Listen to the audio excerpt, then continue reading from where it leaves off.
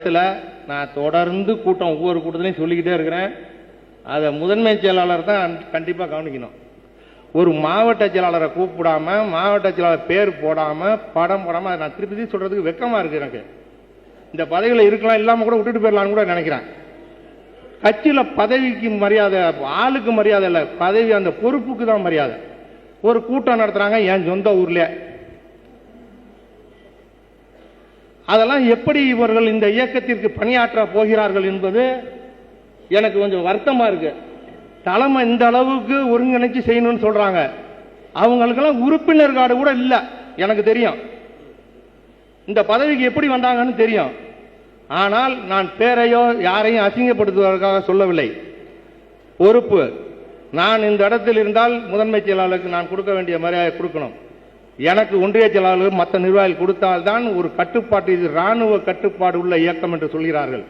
அண்ணா கடமை கண்ணியம் கட்டுப்பாட்டை வலியுறுத்தி இந்த இயக்கத்தை ஆரம்பித்தார். தலைவர் கலைஞர் மிகவும் வலிமையோடு இந்த இயக்கத்தை எதிர்கட்சியாக இருந்தாலும் ஆளுங்கட்சியாக இருந்தாலும் நடத்தி கொடுத்திருக்கிறார். இன்றைக்கு இருக்கிற தலைவர் பெரியாரையும் மிஞ்சிய தலைவர், அண்ணாவையும் மிஞ்சிய தலைவர், கலைஞரையும் மிஞ்சிய தலைவராக திகழ்ந்து கொண்டிருக்கிறார்.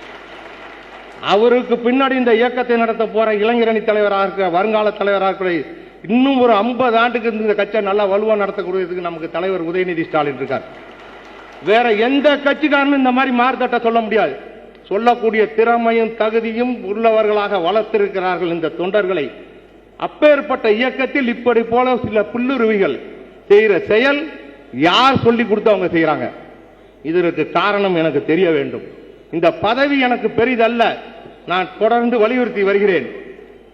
கருப்பு சிவப்பு வேட்டி கட்டிக்கொண்டு எந்த காலத்திலும் இந்த கட்சிக்கு துரோகம் பயபடி செய்ய மாட்டான்.